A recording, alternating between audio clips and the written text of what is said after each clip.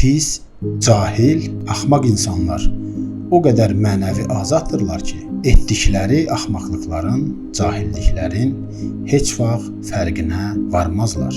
Qətiyyən özlərində qüsur axtarmazlar. Axmaq insan heç vaxt özünün axmaq olduğunu bilməz. Əksinə, haqlı kimi davranar hər yerdə. Yeri gəlmişkən, axmaq insanlardan danışıramsa, burada Georgi Lukasın Ulduz Savaşçıları filmində yaratdığı obraz Yoda'nın bir sözü yadıma düşür. O deyirdi, görəsən həqiqi axmaq kimdir? Axmağın özü mü? Yoxsa onu kənardan izləyənlərmi?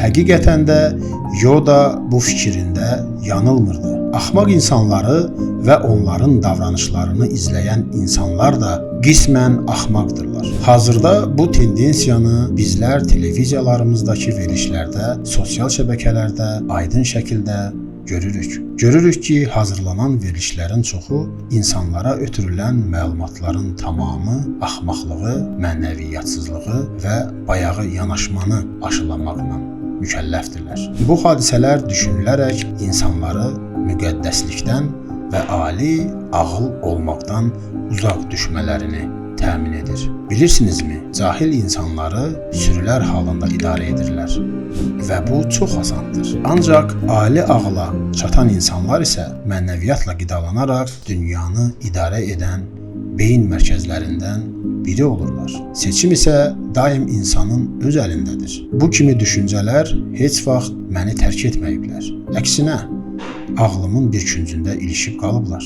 Bu cür insanlarla hər gün cəmiyyətdə qarşılaşırıq. Təsəvvür edin ki, qarşınızdakı insanla eyni dili danışırsınız, ancaq sizi başa düşmür. Onlarla eyni yolu gedirsiniz, ancaq hədəfləriniz ayrıdır. Qarşınızdakı insanlarla eyni hadisələri yaşayırsınız, ancaq onlar sizin qədər dərin hisslər keçirmirlər və heç vaxt da keçirməyəcəklər. Belə olan halda biz belə insanlarla necə yola gedə bilərik? Biz necə belə insanlarla birlikdə dünyanı gözəlləşdirə və yaxud da dəyişdirə bilərik? Nə qədər ki, həyatınızdakı insanları düzgün seçməmisinizsə, nə qədər ki, düzgün izdivacdan dünyaya təmiz və pak evladlar gətirməmisinizsə və nə qədər ki, müqəddəs sevginin izinə düşməmisinizsə, nə qədər ki, həyatı, təbiəti, heyvanları, yağışı, küləyin gətirdiyi nadir həyat qoxusunu duya bilmirsinizsə və sonda